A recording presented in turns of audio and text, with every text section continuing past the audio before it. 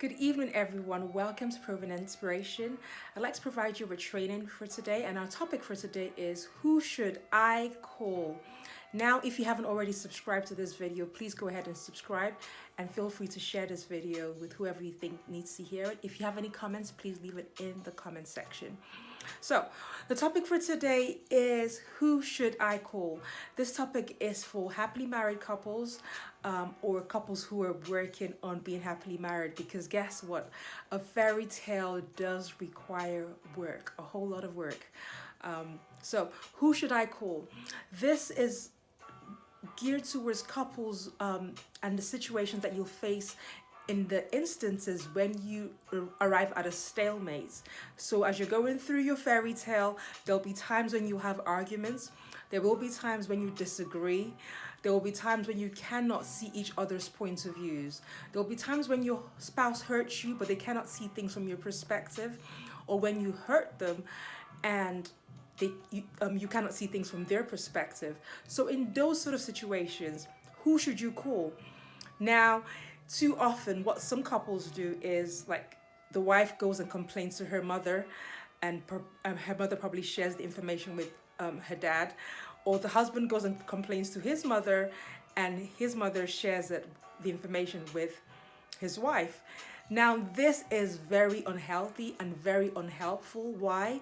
Because it creates strife within the family. Because you might just be blowing off steam to your parents, which is fair enough, but you must remember that when you go home and eventually make up with your wife and you make up with your husband, in the bedroom, usually, you've talked it out and you make up in the bedroom and everything's cool. Your parents were not part of that whole scenario there. They were not part of the solution. They were not part of the conversation. They were not part of the bedroom shenanigans that happened afterwards. So they might still be left with a grudge for your spouse.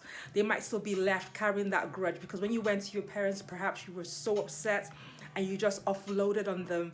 And because you're their child and they love you, the grudge that you have for your spouse passes on to them, and then they left carrying this grudge for your spouse whilst you've already made up with your spouse. So it creates problems when you're going to, if you decide to approach things around in that sort of manner.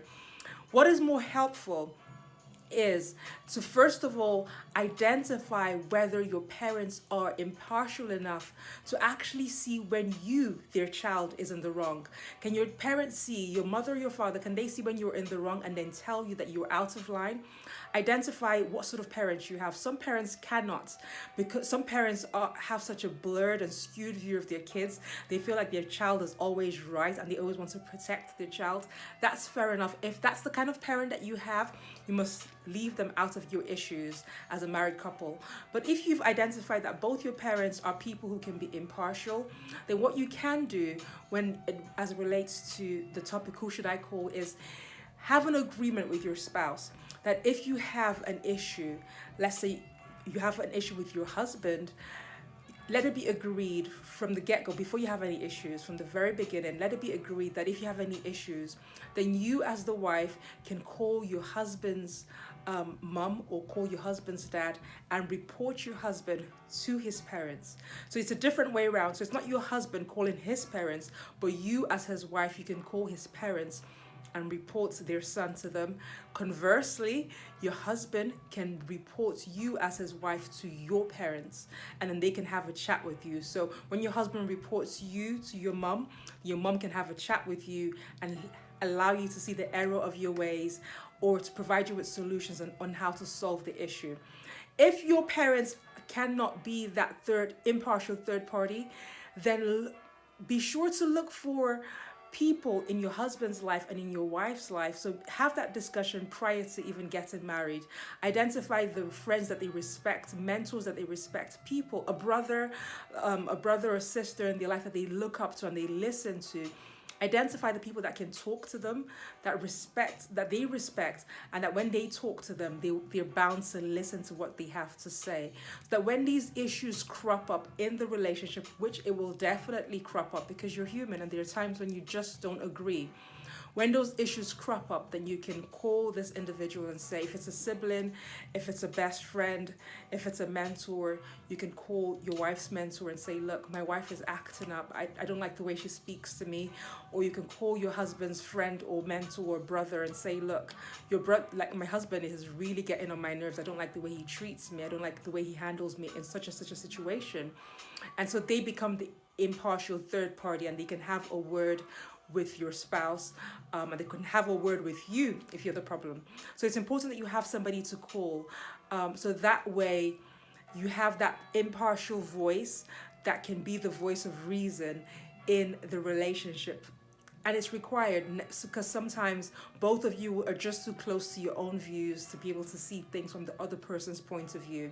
So if you have an impartial third party who can come into the relationship without causing problems, because some third parties come and they cause even more problems that you started off with. Be discerning, be careful, be watchful, make sure you know who you're sharing your problems with, and make sure that they have your best interest at heart.